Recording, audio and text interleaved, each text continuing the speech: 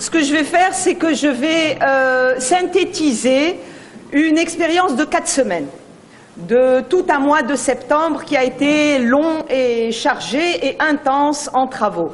Alors à quoi ça sert? À dégager d'abord des acquis positifs, à voir où on en est dans cette expérience et puis peut-être aussi à informer les 3 autres ateliers de comment s'est passé l'atelier auquel ils n'étaient pas. Alors, donc j'ai intitulé ce document dont vous avez la synthèse dans ce qui vous a été remis, acquis, difficultés et réplicabilité, c'est-à-dire dans quelle mesure on peut refaire cette expérience.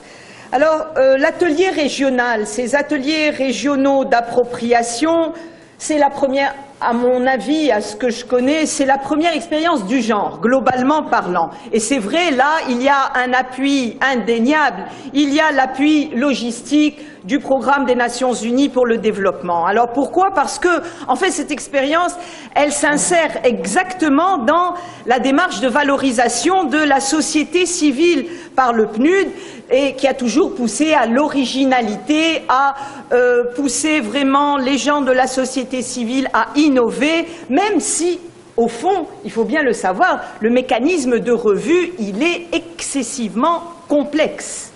En lui-même, fondamentalement, il est très difficile. Donc, et en même temps, cela renforçait l'implantation du PNUD au cœur de la société civile et au cœur, finalement, du processus. Alors, une utilité, ces ateliers régionaux, moi, je leur vois 2 utilités. Alors, d'abord, il y a une utilité qui est flagrante, je pense qu'elle a sauté aux yeux de tout le monde, c'est que on est en train de préparer ce dont on a de moins en moins de difficultés à saisir, la déclaration de demain. Donc la déclaration du 11 octobre 2013. Et puis, il y a quelque chose de beaucoup plus latent, de beaucoup plus implicite, c'est que c'est la place, c'est votre place que vous êtes en train de conquérir, d'arracher, une fois le mot a été utilisé, dans la lutte, la place de la société civile dans la lutte contre la corruption. Vous êtes en train de vous positionner dans cette lutte, en partie, notamment, ne serait-ce qu'un peu, grâce à cette expérience. Alors, il y a un fondement original dans cet atelier. La société civile, elle est là, elle est représentée par des associations, parce qu'il faut toujours trouver des représentants, et puis, surtout, elle est appelée à évaluer un rapport. Un rapport, n'oublions pas, sur une convention internationale, déjà difficile. Un rapport fait par des experts gouvernementaux, mais quand même, la société civile a joué le jeu, elle s'est mise au niveau, elle a fait un effort, un énorme effort, et elle a pu réellement maîtriser grâce à l'aide de l'équipe gouvernementale, grâce à cette interaction, cet apprentissage d'une méthode, aussi bien méthode et fond. Donc, ces enjeux, ils étaient fondamentaux. Ils ont engagé la plupart des acteurs qui ont répondu présents à cette aventure. Et donc, la société civile, elle était là, c'était l'acteur central qui était appelé à porter un jugement. Et puis l'organisation des ateliers. Surtout l'organisation des ateliers, personnellement, c'était la première fois que je vivais quelque chose d'aussi innovant. D'abord innovant parce que on n'a pas commencé par Tunis, non, pas du tout, on est allé vers l'intérieur et c'était logique, il a fallu que l'on aille vers la société civile. On a fini par Tunis et vous allez le voir, l'atelier de Tunis, il était, à mon avis, moins innovant d'une certaine manière que les autres. Donc, tout entier, si j'avais un mot, une expression pour qualifier cette expérience, c'est vraiment l'intelligence collective, à tous les niveaux. L'intelligence collective, la rentabilisation des jeux de groupe et aussi toutes les dynamiques de groupe qui ont été exploitées, à tous les niveaux, du plus simple au plus complexe. Alors d'abord, au niveau des participants, on va commencer par des choses très visibles, mais qu'on n'analyse pas suffisamment. D'abord, quand on vous a réparti par table, non, ça n'est pas venu spontanément, la répartition par table. Il fallait essayer de répartir les gens par table de manière à ce qu'ils ne se connaissent pas, de manière à ce qu'il y ait des formations diversifiées, de manière à ce qu'on arrive, mine de rien, à établir du réseautage, à ce que ceux qui comprennent expliquent aux autres, les attirent. Donc ça, premièrement, il y avait cela. Et puis, l'idée, on avait des idées plus ambitieuses, mais parfois on n'a pas pu tout réaliser. L'idée, c'était d'associer un représentant de la société civile locale, en même temps que les experts qui étaient placés à la tête des tables, mais ça n'a pas été possible, ce sera pour une prochaine fois. Autre manifestation de l'intelligence collective, c'est la collaboration entre les experts. Bon, ça, c'est un petit peu, en même temps, le travail de l'ombre, c'est le travail de l'avant, ce que vous voyez, l'atelier régional. Donc, il y avait des équipes. Il y avait 3 genres d'experts, les experts équipes gouvernementale, les experts société civile et les experts du PNUD. Et puis, il y avait une complémentarité. Est-ce que c'est le hasard? Est-ce que chacun a mis du sien? Quoi qu'il en soit, on a pu positiver le meilleur côté de chaque dynamique de groupe. Donc, il y a eu un travail essentiel au niveau de cette homogénéité. Et puis, également, il y avait une préparation. Il y avait une préparation, pourquoi? Parce qu'il y a eu 4 semaines. Au fur et à mesure que les semaines passaient, il y a eu des améliorations, forcément. Et donc, on a entendu les gens. Et donc, on répondait, je pense, mieux à une attente. Mais attention, ça c'est à double tranchant. En même temps, moi je pense que 3 semaines, 4 ateliers, c'était bien. Plus, on serait tombé dans les automatismes. On aurait perdu une forme d'enthousiasme. On aurait perdu une forme de spontanéité. Ça serait devenu trop automatique. Donc, il faut un temps d'arrêt, il faut un temps de maturation, et puis peut-être un autre type d'atelier sur d'autres formes. Et puis enfin, la méthode de travail. La méthode de travail, elle était mixte. Au début, on s'est dit, est-ce qu'il faut simplement que des panels, que des tables rondes? Non.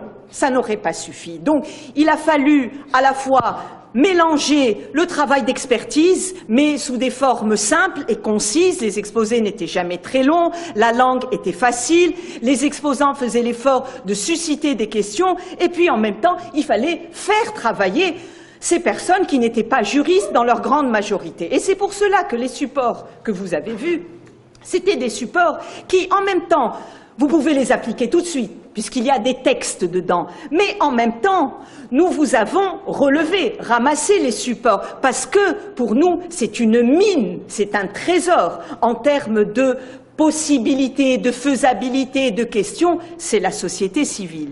Et puis, il y a eu également des innovations, donc au niveau des brise-glaces, au niveau des cuisses.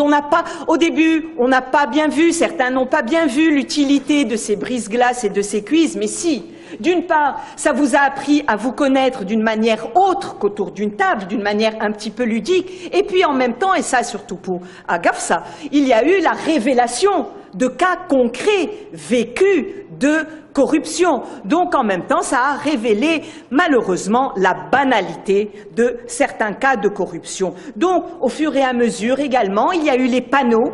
Les panneaux, alors certaines villes ont rendu des tas et des tas, des dizaines et dizaines de propositions, de questions. D'autres ont été moins nombreux, mais enfin, il y a eu également tous ces éléments écrits que nous gardons et que nous allons exploiter parce que c'est vous, c'est à vous. Au niveau des constats généraux, alors les constats généraux, c'est que je commencerai par le gage. Il fallait relever un défi. Comment faire du facile, du simple avec du difficile? Comment faire, pouvoir outiller des personnes à évaluer avec de bonnes questions, avec de bons outils, en un temps très limité, 1 jour et demi à peine. Donc, c'était ça l'objectif de l'atelier. L'objectif de l'atelier était ambitieux, il était en même temps difficile. Il a globalement été compris, il a globalement été saisi. Évidemment, il y a eu des questions sur les cas de corruption, évidemment, mais ça fait partie du jeu. Ça fait partie également de la spontanéité et c'est signe de bonne santé également de la société civile. Donc les débats d'ailleurs étaient fort difficiles à cadrer. Ils ont souvent débordé sur le temps, mais là aussi, c'était un signe de vitalité. Il était impossible de frustrer les gens en leur disant « Écoutez, maintenant, il est 17 h, nous devons arrêter la séance ». Donc, au niveau du mot déclaration, c'est peut-être là, maintenant, qu'il y a réellement un travail à effectuer à partir de maintenant. Alors, d'une manière générale, je ne vais pas rentrer dans le fond, donc des constats spécifiques mis à part le fond. Les interrogations sur le rôle, elles ont porté essentiellement sur le rôle de la société civile d'une manière générale. Et les gens se disaient, on n'est pas spécialisé, on est dispersé, comment vont se passer les choses maintenant, comment on peut améliorer, est-ce qu'une seule session de formation peut suffire pour nous mettre à niveau?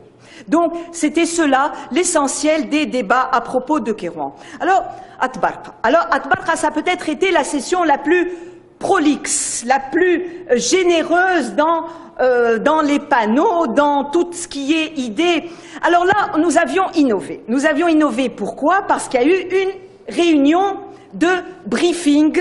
On a la veille de l'atelier, le jeudi soir, il y a le collectif de la société civile a réuni les associations présentes et leur a encore expliqué pourquoi cet atelier était organisé. Et à la fin de l'atelier, il y a eu, Tbarqa, c'est une ville où il y a une région où il y a eu vraiment une régénération concrète de la dynamique associative. Il y a eu énormément d'idées qui ont été lancées, comme par exemple organiser des sessions de formation pour les non-juristes que j'ai entendues tout à l'heure encore. Alors à Gafsa également, une très bonne dynamique de groupe, on l'a senti. Il y a eu également, un très fort, et ça j'ai trouvé ça très positif à Gafsa, j'ai senti le très fort impact du politique et du culturel. Et ça, c'était vraiment, ça a donné un ton particulier, non seulement aux questions, mais également au débat.